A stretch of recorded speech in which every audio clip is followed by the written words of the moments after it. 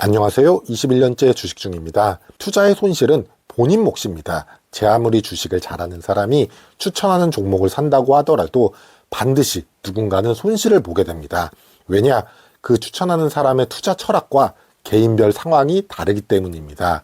오늘 짧은 영상으로 제가 국내 배당주를 대하는 태도와 투자 이유를 알려드리도록 하겠습니다. 여러분들의 투자에 긍정적인 영향을 받으시길 바라며 시작하겠습니다.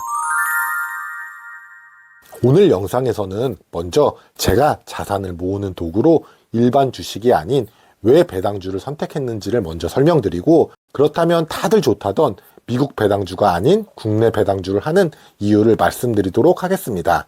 그리고 마지막으로 제가 국내 배당주 종목을 어떤 기준으로 투자하고 어떻게 모아갈 예정인지도 공유하도록 하겠습니다.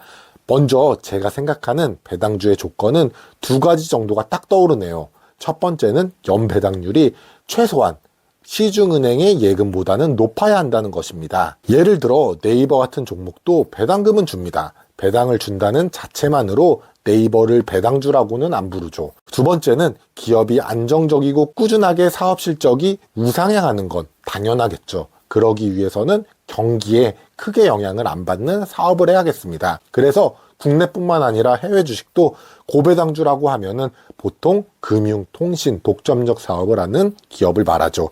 이제 본격적으로 국내 배당주를 투자하는 이유를 말씀드려 볼게요. 왜 국내에 세계적으로 경쟁력이 있는 기업도 많고 성장성이 좋은 기업도 많은데 성장이 정체되어 있는 배당주를 자산으로 모으느냐? 그 이유는 국내 주식시장은 대주주와 소액주주 간의 차별이 미국 대비 상대적으로 하늘과 땅 차이를 보인다는 것입니다. 같은 한 주의 주식을 갖고 있어도 대주주 한 주와는 차원이 다릅니다.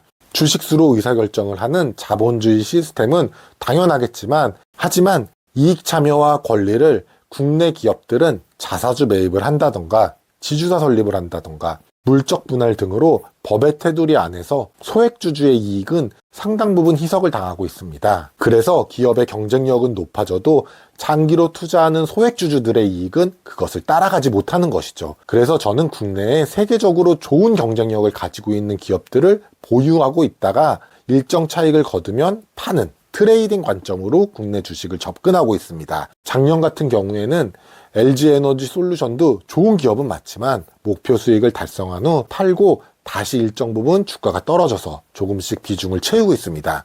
대주주인 LG화학만 생각을 하면은, 또한 삼성바이오로직스도 세계적인 회사의 성장 잠재력이 큰 회사라 1년 넘게 주식을 모으고 있습니다. 이 회사도 마찬가지로 목표 수익을 달성하면 팔 것입니다. 고배당주들은 매년 순이익의 최소 30에서 50% 정도는 주주에게 배당으로 돌려줍니다. 이때 배당금은 대주주라고 주당 배당금을 더 주지는 않습니다. 최소한 배당금에 한해서는 공평하죠. 그리고 안정적인 사업을 유지하면서 지속적으로 꾸준하게 영업이익을 늘리면 계속 배당금을 늘어날 것입니다. 그렇기 때문에 제가 배당주를 자산으로 매수를 하면서 주식수를 늘리면 배당주를 모으는 수량이 늘어나는 것과 영업이익 실적 향상으로 주당 늘어나는 배당금으로 전체 배당금은 가격인 P와 수량인 Q가 늘어나는 효과로 나의 부는 더 빠르게 끌어올릴 수 있는 것입니다. 그렇다면 그렇게 소액주주 보호도 안 해주는 국내 시장이 아니라 미국 시장으로 가서 배당주 투자를 하면 되는 거 아니냐? 라고 하실 수도 있으실 것입니다. 제가 그렇다면 미국 주식시장이 아닌 국내 배당주를 선택한 이유는, 일단 가장 큰 이유는 안 해봤기 때문입니다. 미국 주식에 대한 관련 영상이나 미국 주식에 대한 공부는 틈틈이 하고 있기는 하지만 아직은 확 끌리는 점이 없다는 것이 가장 크기도 합니다만, 제 기준으로 이유를 크게 두 가지 정도만 말씀드리자면은, 첫 번째는 환율입니다. 이건 양날의 검이 될 수도 있는데요. 저는 배당주 투자는 연 8%라는 절대 수익률 목표로 모아가고 있는 자산입니다. 그런데 중간에 변수인 환율이 하나가 더 끼는 것이죠. 예를 들어 제가 미국 배당주에서 8% 수익을 거뒀습니다. 그런데 그의 환차손으로 8% 손실이 났습니다. 그럼 그의 수익은 플러스 8% 배당주 수익에서 환손실을 마이너스 8% 했기 때문에 총 0% 수익을 거둔 것입니다. 물론 반대로 환차익도 가능할 수 있지만 저는 이런 변동성이 들어가는 것을 줄이고 싶어 합니다. 분산 투자 관점으로는 좋을 수는 있지만 저는 위험을 줄이는 방법으로는 현금이 저의 현재 주식 투자금에서는 가장 효율적이다라고 생각을 하고 있습니다. 분산 투자의 관점으로는 투자할 수 있겠지만 아직은 시기상조라고 생각합니다.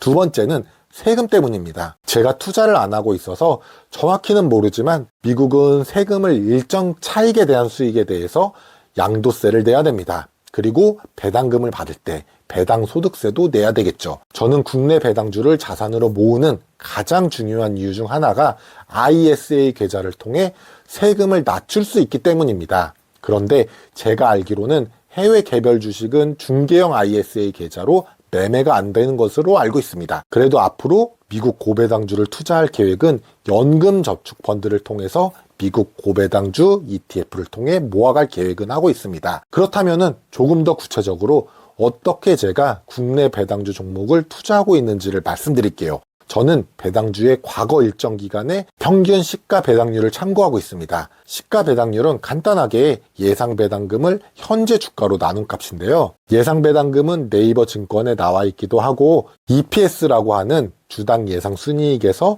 평균 배당 성향을 곱하면 대략 쉽게 예상할 수가 있습니다. 예를 들어서 어떤 기업이 과거에 한동안 9%씩 시가 배당률이었는데 최근 10%가 넘었다 주가가 떨어지거나 예상 배당금이 오른 경우겠죠.